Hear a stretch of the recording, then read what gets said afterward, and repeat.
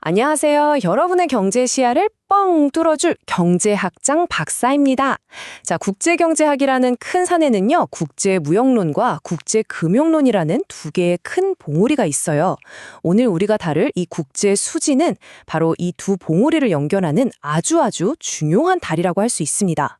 그러니까 한 나라의 대외거래 성적표인 국제수지가 그냥 혼자 따로 노는 게 아니라 우리 생활과 직결된 국민소득, 또 시중에 풀리는 돈의 양인 통화량, 그리고 나라의 살림살이인 정부재정 같은 국내 경제의 핵심 변수들과 어떻게 톱니바퀴처럼 맞물려 돌아가는지 그 흥미진진한 연결고리들을 오늘 하나씩 파헤쳐 보겠습니다.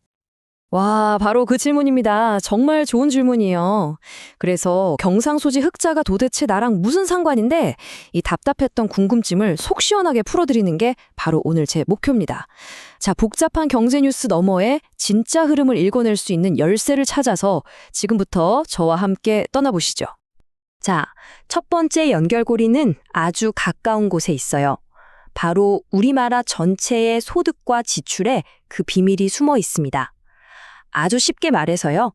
한 나라가 1년 동안 벌어들인 총 금액과 쓴 총 금액, 이 두의 차이가 국제수지에 어떻게 그대로 나타나는지 그 원리부터 한번 살펴보겠습니다. 자, 이식, 경제학 공부 좀 하셨다면 아주 익숙하시죠? 바로 국민소득 항등식입니다. 모든 분석은 바로 여기서부터 시작돼요. 왼쪽에 있는 Y는 한 나라가 만들어낸 모든 것, 즉 총생산이자 총소득을 뜻하고요. 오른쪽은 이 소득을 어디에 썼는지를 보여주는 거예요. C는 우리 같은 민간의 소비, I는 기업의 투자, G는 정부 지출이죠. 그리고 마지막에 있는 저 X 빼기 M, 수출에서 수입을 뺀 순수출인데요. 이게 바로 국제수지의 핵심 부품입니다. 여기서 경제학자들이 머리를 좀 썼어요. 분석을 좀 더 편하게 하려고 우리가 국내에서 돈을 쓰는 방식, 그러니까 소비 C, 투자 I, 정부 지출 G, 이 세 가지를 하나로 그냥 묶어버립니다. 이걸 앱소프션, 우리말로는 흡수라고 불러요. 혹시 게임 캐릭터 커비 아시나요? 주변의 모든 걸 꿀꺽 하고 빨아들이는 것처럼 한 나라 안에서 일어나는 모든 지출을 합친 개념이라고 생각하시면 아주 쉽습니다. 자, 보세요. 방금 전에 봤던 국민소득 항등식이랑 이 앱소프션이라는 개념을 딱 결합하니까 짜잔! 이렇게나 놀랍도록 간단하고 강력한 관계식이 튀어나옵니다. 이 식에 뭘 말하는지 한번 곰곰이 생각해 보세요. 한 나라의 총생산 Y에서 국내 총지출 A를 뺀 값이 수출 X에서 수입 M을 뺀 값, 즉 순수출과 정확하게 똑같다는 뜻이에요. 핵심은 바로 이거예요. 진짜 간단합니다. 우리나라가 생산한 것, 즉 번 돈 Y가 국내에서 순 돈 A보다 많으면 어떻게 될까요? 당연히 물건이 남겠죠. 그 남는 걸 해외에 팔게 되니까. 이게 바로 경상수지 흑자가 되는 겁니다. 반대로 우리가 번 것보다 더 많이 쓰면요? 그럼 모자라잖아요. 그 모자란 부분은 당연히 해외에서 사와야겠죠. 그러니까 경상수지 적자가 되는 겁니다. 어때요? 아주 명쾌하죠? 자, 이제 두 번째 연결고리를 찾아 떠나보겠습니다. 국제수지는요, 나라의 소득과 지출뿐만 아니라 지금 이 순간에도 시중에 돌고 있는 돈의 양, 바로 통화량과도 아주 밀접한 관계가 있습니다. 그 비밀, 지금부터 파헤쳐 보죠. 자, 이 중요한 수식을 한번 크게 확대해서 볼게요. 좀 복잡해 보이나요? 걱정 마세요. 핵심만 알면 정말 간단합니다. 왼쪽에 있는 델타 H는 중앙은행이 직접 공급하는 현금, 즉 본원 통화가 얼마나 변했는지를 보여줘요. 이 본원 통화는 두 가지 길을 통해서 시중에 풀리는데요. 첫 번째 길, 델타 DC, 국내 여신이라고 해서 중앙은행이 국내 은행에 돈을 빌려주거나 국채를 사들여서 돈을 푸는 거고요. 그리고 바로 이 두 번째 길, 이게 바로 오늘 우리가 다루는 국제수지 BOP입니다. 이 과정 제가 이야기로 한번 풀어볼게요. 자, 우리나라 기업이 반도체를 엄청나게 잘 팔아서 국제수지 흑자가 났다고 한번 상상해 보세요. 그럼 기업은 벌어들인 달러를 국내에서 쓰려면 원화로 바꿔야겠죠? 그럼 그 달러는 어디로 갈까요? 그렇죠. 중앙은행 금고로 들어갑니다. 그럼 중앙은행은 달러를 받은 대가로 뭘 내줄까요? 바로 원화를 찍어서 시중에 풀어주게 됩니다. 결과적으로 어떻게 되죠? 나라 전체에 돌아다니는 돈의 양, 즉 통화량이 늘어나게 되는 겁니다. 이처럼 국제거래의 결과가 우리 국내 통화량에 직접 영향을 미친다는 사실. 정말 신기하지 않나요? 자, 이제 마지막 그리고 어쩌면 가장 흥미진진한 단서입니다. 여러분, 신문 경제면에서 재정 적자와 경상수지 적자가 왜 그렇게 세트로 마치 쌍둥이처럼 같이 언급되는지 궁금하지 않으셨나요?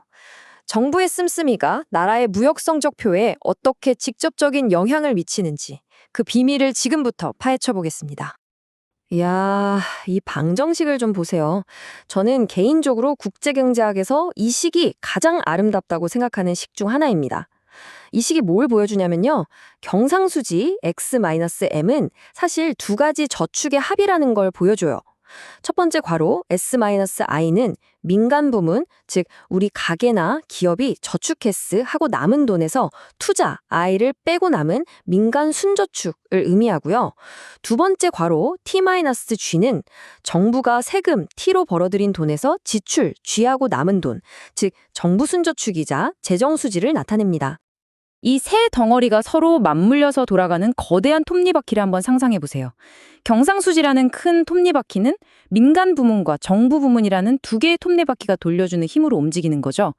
오늘은 특히 이 두 번째 톱니바퀴, 바로 정부의 재정수지, T-G에 한번 집중해 보겠습니다. 이게 그냥 교과서에만 있는 이론이 아니에요. 이 방정식이 현실에서 어떻게 살아 움직이는지 보여주는 가장 대표적인 사건이 바로 1980년대 미국 레이건 행정부 시절의 쌍둥이 적자 현상입니다. 그때 미국 정부가 돈을 엄청나게 많이 쓰면서 재정 적자, T-G가 0이 확 늘어났거든요. 그랬더니 마치 거울을 보는 것처럼 경상수지 적자, X-M도 함께 커졌던 거죠.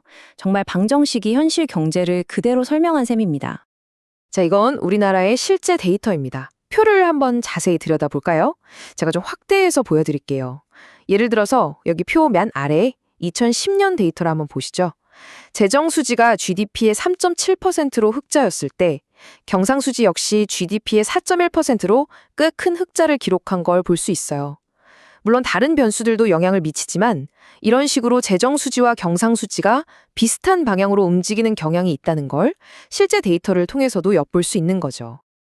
자, 오늘 우리는 국제수지를 중심으로 소득, 통화량, 그리고 재정이라는 세 개의 아주 중요한 연결고리를 모두 찾아냈습니다. 축하드립니다.